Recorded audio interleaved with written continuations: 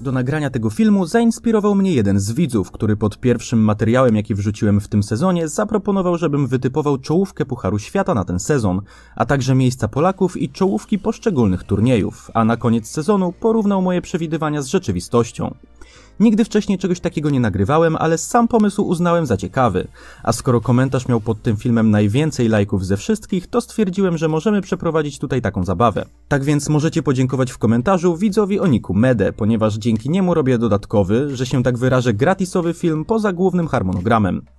Była prośba o wytypowanie 30 Pucharu Świata, jednak nie chciałbym wybiegać aż tak daleko w klasyfikację i postanowiłem wytypować czołową dziesiątkę i miejsca Polaków. I może właśnie od miejsc Polaków bym zaczął. W komentarzu była prośba o 5 najlepszych skoczków z Polski, ale spróbuję wytypować miejsca wszystkich, którzy moim zdaniem zapunktują w tym sezonie. Lecąc od dołu klasyfikacji, typuję 63 miejsce dla Tomasza Pilcha. 24-latek ma za sobą bardzo słabe sezony, jednak latem miewał przebłyski nieco lepszej formy i uważam, że może to być dla niego przyzwoity sezon, oczywiście w stosunku do tego, co prezentował w poprzednich. Myślę, że może zdobyć kilka punktów, na przykład podczas konkursów w Polsce, co przełożyłoby się na miejsce właśnie w okolicach 7. dziesiątki generalki. Na 51. miejscu uplasowałbym Kacpra Juroszka. Nie prezentował się latem zbyt dobrze, ale widzę w nim pewien potencjał i mam nadzieję, że zaprocentuje zimą przynajmniej kilkunastoma punktami w Pucharze Świata. Juroszek lubi przede wszystkim skocznie normalne, których w tym sezonie zabraknie, ale myślę, że ma szansę na punkty w polskich konkursach oraz na skoczniach takich jak choćby Lahti, gdzie być może otrzyma szansę występu, jeśli forma na to pozwoli. Nieco wyżej, na 44. pozycji, widziałbym Macieja Kota.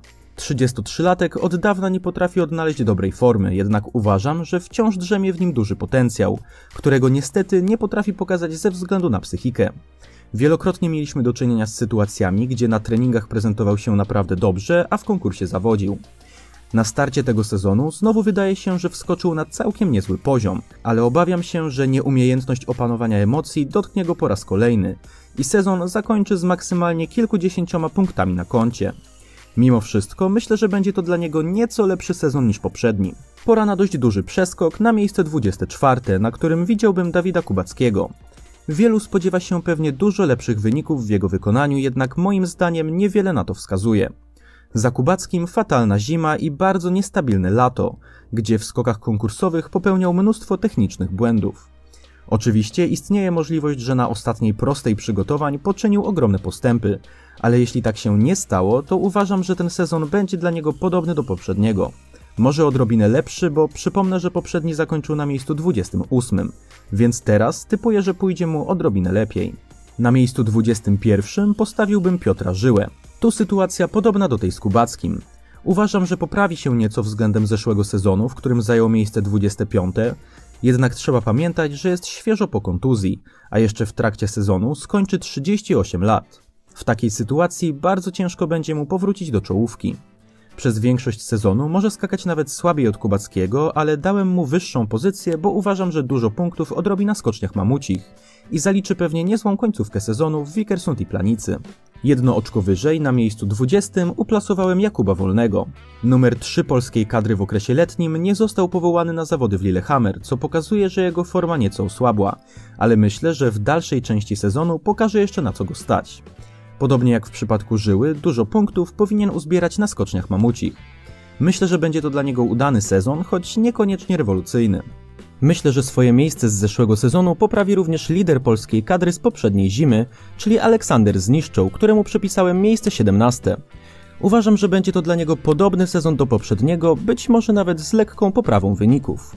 Nie nastawiam się jednak na stabilizację Zniszczoła w ścisłej światowej czołówce, choć oczywiście na skoczniach mamucich może spokojnie powalczyć o miejsca na podium przy dobrej formie.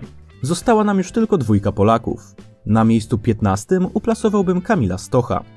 Myślę, że indywidualne szkolenie, z jakiego obecnie korzysta, może pozytywnie wpłynąć na jego dyspozycję i nawet przy słabym początku sezonu skupienie całego sztabu na jednym skoczku powinno mu pomóc dokonać szybkich zmian na lepsze. Początek zimy rzeczywiście może być w jego wykonaniu nie najlepszy ze względu na kontuzję, którą odniósł w trakcie przygotowań do Pucharu Świata. Jednak poziom, jaki prezentował podczas letniego Grand Prix w Wiśle, biorąc pod uwagę, jak wiele błędów technicznych popełniał, a mimo wszystko był w stanie plasować się na przyzwoitych miejscach, pokazuje, że wciąż jego ogólny potencjał jest duży i może się zakręcić w szerokiej czołówce, być może z jakimś pojedynczym miejscem na podium. No i zawodnik, którego postawiłem dość ryzykownie w roli lidera polskiej kadry, czyli zwycięzca letniego Grand Prix Paweł Wąsek, dla którego wytypowałem 12 miejsce. Myślę, że po tak udanym lecie, podczas którego zrobił duże postępy techniczne i nabrał pewności siebie, ma szansę na wejście do szerokiej czołówki skoków, aczkolwiek jeszcze nie na poziom czołowej dziesiątki. Przy odrobinie szczęścia może powalczyć nawet o pojedyncze miejsca na podium. Jak widzicie, nie jestem szczególnym optymistą, jeśli chodzi o formę Polaków w tym sezonie. Myślę, że będzie on nieco lepszy niż poprzedni, ale na powrót Polski do ścisłej czołówki jest chyba jeszcze trochę za wcześnie. Najstarsi zawodnicy prawdopodobnie do tej czołówki już nie wrócą, a młodsi nie są jeszcze na wystarczającym poziomie. Jednak w perspektywie 2-3 lat prawdziwa wymiana pokoleniowa powinna zrobić swoje i jestem optymistycznie nastawiony do kolejnych sezonów. Przy czym obecny traktuję trochę jak sezon przejściowy. Przejdźmy więc do czołowej dziesiątki Pucharu Świata. Na miejscu 10 uplasowałem Halvora Egnera Graneruda. Wszyscy doskonale wiemy, na jakim poziomie potrafi skakać Norweg, gdy jest w najwyższej formie. Od jakiegoś czasu jest on jednak mocno pogubiony technicznie i nie sądzę, żeby wrócił do najwyższej dyspozycji w tym sezonie. Natomiast raczej poprawi się znacząco względem zeszłego sezonu i choć może być dalej dość niestabilny, to myślę, że zaliczy co najmniej kilka bardzo dobrych konkursów. Na miejsce 9 wpisałem Jana Herla. W zeszłym sezonie Austriak zajął miejsce 4, jednak szczerze mówiąc nie czuję, żeby znowu miał zaatakować najściślejszą czołówkę. Nie będę tego jakoś szczególnie argumentował, latem radził sobie bardzo dobrze, ale po prostu ciężko mi sobie wyobrazić Herla ponownie aż tak wysoko. Na miejscu 8 wytypowałem Timiego Zajca. 24-letni Słoweniec już dwukrotnie w karierze zajmował 8 miejsce w generalce i były to jego 2 najlepsze sezony. Myślę, że tym razem ponownie zaliczy bardzo dobry sezon, podobny do tamtych dwóch, ze szczególnym uwzględnieniem lotów narciarskich, ale do tego jeszcze przejdziemy. Miejsce 7 mógłby moim zdaniem zająć Ryoyu Kobayashi. Japończyk nie wypadł z czołowej piątki klasyfikacji generalnej od 6 sezonów i myślę, że może to być dla niego pierwszy od dawna nieco gorszy sezon, o ile 7 miejsce można określić gorszym sezonem. Wydaje mi się, że nawet słabiej dysponowany Kobayashi znajdzie się w światowej czołówce, ale po słabym lecie i nie najlepszych występach w krajowych zawodach przed sezonem nie stawiam na niego jako faworyta do miejsc w czołowej trójce sezonu, choć z drugiej strony tak utalentowany zawodnik zawsze może zaskoczyć i błyskawicznie wrócić na szczyt. Na miejscu 6 umieściłem Andrzeja Niszka. W zeszłym sezonie nie był jedną z najbardziej czołowych postaci z powodu kontuzji, której nabawił się w połowie sezonu. Jednak po powrocie do pełnej sprawności powinien znowu być skoczkiem ścisłej czołówki. Zwłaszcza, że jego technika w ostatnich latach bardzo się poprawiła i dostrzegam w nim ogromny potencjał. Miejsce 5 wyznaczyłem dla zeszłorocznego zdobywcy kryształowej kuli, czyli Stefana Krafta. Austriak miał fenomenalny zeszły sezon i początek lata, a jak wiadomo nie da się być na szczycie przez cały czas. Po tak długim czasie spędzonym na szczycie w drugiej połowie lata ewidentnie pojawił się drobny kryzys, a w mistrzostwach Austrii Kraft nie wywalczył nawet medalu. Jest on na tyle solidnym i umiejętnym skoczkiem, że i tak moim zdaniem będzie wśród ścisłej czołówki, ale nie będzie już dominatorem i będzie miewał gorsze chwile, więc 5. miejsce wydaje się realne. Tuż za podium na miejscu 4 uplasowałem Johanna Andre Forfanga. Norweg już w zeszłym sezonie miewał przebłyski genialnej formy, a lato w jego wykonaniu było bardzo dobre. Zrobił duże postępy w technice i jeżeli tylko się ustabilizuje i opanuje głowę podczas konkursów Pucharu Świata, to zdecydowanie stać go na tak wysokie miejsce w klasyfikacji końcowej. Na 3. pozycji umieściłem Daniela Tschofeniga. Uważam, że jest to dość ryzykowne posunięcie, jednak młody Austriak dysponuje naprawdę ogromnym potencjałem, który został uwolniony w sezonie letnim. Wygrał wtedy konkurs w Hinzenbach, a jego technika zrobiła na mnie ogromne wrażenie. Szczerze mówiąc, tego lata po raz pierwszy dostrzegłem w nim skoczka gotowego, żeby dołączyć do najściślejszej czołówki, więc zaryzykuję i umieszczę go na 3. miejscu. Miejsce 2 przyznałem natomiast Andreasowi Wellingerowi. Reprezentant Niemiec stał na podium generalki w zeszłym sezonie, zajmując 3. miejsce. Uważam, że nie stracił od tego czasu formy, a wręcz ją poprawił, co również można było dostrzec w sezonie letnim. Jego problemem bywał zazwyczaj brak stabilizacji, jednak jeśli uda mu się trzymać równą dyspozycję przez cały sezon i będzie skakał tak, jak go na to stać, to 2. miejsce spokojnie jest w jego zasięgu. No i pozostało nam miejsce 1, które przyznałem Mariusowi Lindvikowi. Norweg nie zachwycał specjalnie w zeszłym sezonie, zajmując 8. miejsce w klasyfikacji generalnej.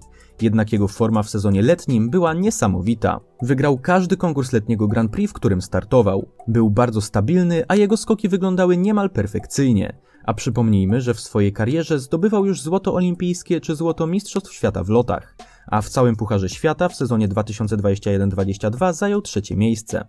Udowodnił nieraz, że potrafi przezwyciężyć stres i poradzić sobie z dużą presją, więc w jego wypadku wszystko układa się pod fenomenalny sezon.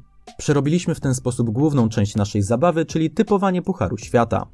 Przejdźmy teraz do wytypowania czołowej trójki turnieju 4 skoczni, turnieju Row Air, konkursów Mistrzostw Świata w Trondheim oraz Pucharu Świata w lotach. Tutaj nie będę się już zatrzymywał na tak długo jak przy Pucharze Świata. Jeśli chodzi o czołową trójkę turnieju 4 skoczni, to wygląda ona następująco. Andreas Wellinger będzie z pewnością zdeterminowany, żeby być pierwszym od czasów Hannawalda Niemcem, który wygra turniej 4 skoczni i moim zdaniem zdecydowanie go na to stać. Lindvik będzie mocny przez cały sezon, więc nie mogło go tu zabraknąć, a Herl wskoczy na podium dzięki stabilizacji na wysokim poziomie w czasie turnieju. Jeśli chodzi o Mistrzostwa Świata, to wynik na skoczni normalnej typuje następująco. Wellinger bardzo dobrze radzi sobie na skoczniach normalnych, więc może tu mieć lekką przewagę. Jan Herl również wygląda mi na skoczka, który na tego typu obiekcie może wypaść bardzo dobrze, a Lindvik, choć specjalistą od skoczni normalnych nie jest, wywalczy medal ze względu na po prostu świetną formę.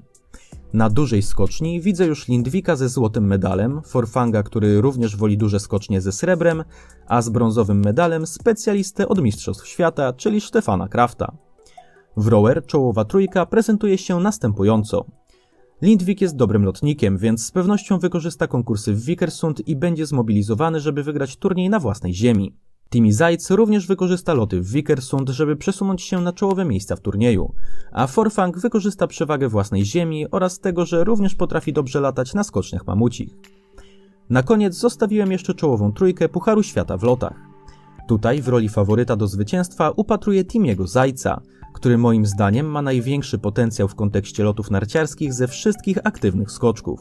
Na drugim miejscu umieściłem Andrzeja Niszka, który z sezonu na sezon jest również coraz lepszym lotnikiem i zwłaszcza w planicy powinien powalczyć o zwycięstwo. Natomiast na miejscu trzecim, dość ryzykownie, umieściłem Daniela Hubera, gdyby miał znowu zaskoczyć swoimi umiejętnościami lotnika jak w końcówce zeszłego sezonu. Myślę, że ogólnie nie będzie to dla niego wybitny sezon, ale końcówka na mamutach w Vikersund i planicy może być już bardzo udana, tak samo jak rok temu. Na koniec sezonu zestawimy te typy z rzeczywistymi wynikami i zobaczymy, czy cokolwiek się sprawdziło. W komentarzach możecie również wytypować swoich faworytów i miejsca Polaków w Pucharze Świata, dokładnie tak jak zrobiłem to w filmie. Być może wasze typy z komentarzy również zestawimy sobie na koniec z wynikami. Dzięki za oglądanie i do usłyszenia w kolejnym filmie.